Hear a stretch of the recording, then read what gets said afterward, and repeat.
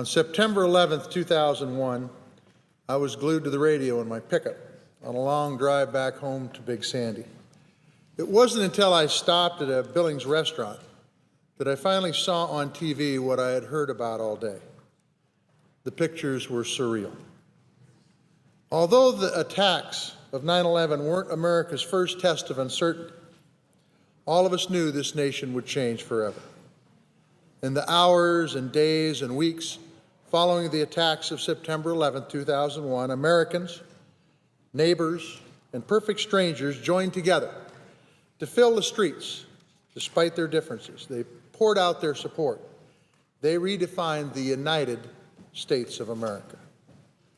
I knew then that this great nation would overcome. Events that unite us will always make us stronger.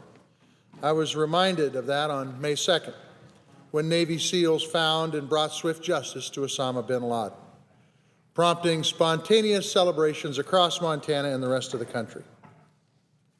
We must never lose sight of our ability to find common ground and work together on major issues that affect us all.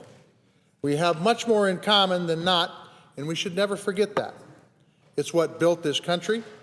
It's what made this the best nation on earth. And we need to summon that spirit again as we work to rebuild our economy. Mr. President, over the past decade, we've been reminded of some powerful truths that we can never afford to lose sight of. We can never take the security of this country for granted. There are, and sadly always will be, people out there bent on destroying what America stands for, taking innocent lives with them. They're always looking for the weakest links in our security. They are trained and well-financed, but our nation's troops, our intelligence agents, our law enforcement, and border security officers are even better trained. I am particularly concerned about weaknesses along the Montana northern border with Canada.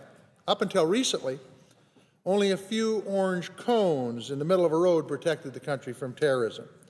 Unfortunately, the days when orange cones did the trick are behind us. I have worked on the Homeland Security Committee to improve this nation's security, and things are better than they were a decade ago. We are still working to achieve the right mix of people, technology, and know-how to secure the northern border. We have also been reminded that America's military can achieve anything asked of them. This comes with a cost. Like so many folks from the greatest generation after Pearl Harbor Day, hundreds of Montanans signed up to defend our country after 9/11. I stand in deep appreciation for the men and women who, in those dark hours, stood up for our country. I thank them and their families for their service, their sacrifice, and their patriotism. In the years since 9/11, American forces have paid a tremendous price in Iraq and Afghanistan, in lives and livelihoods. Until only a few years ago, veterans had to fight another battle at home, trying to get access to the benefits that they're promised.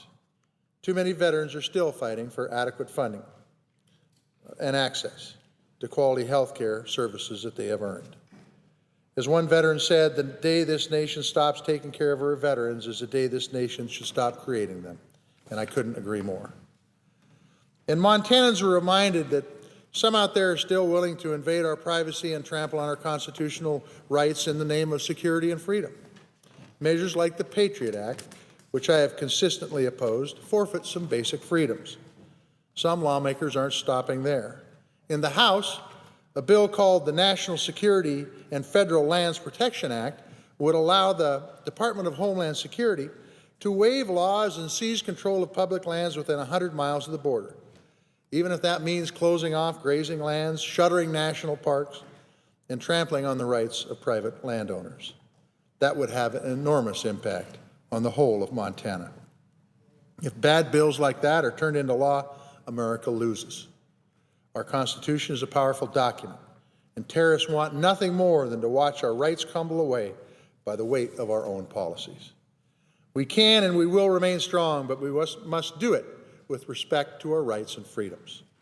Today, as on Sunday, Mr. President, my prayers are with those Americans who have died at the hands of terrorists on and since 9/11, and for the tens of thousands of troops still on the front lines in Afghanistan and elsewhere.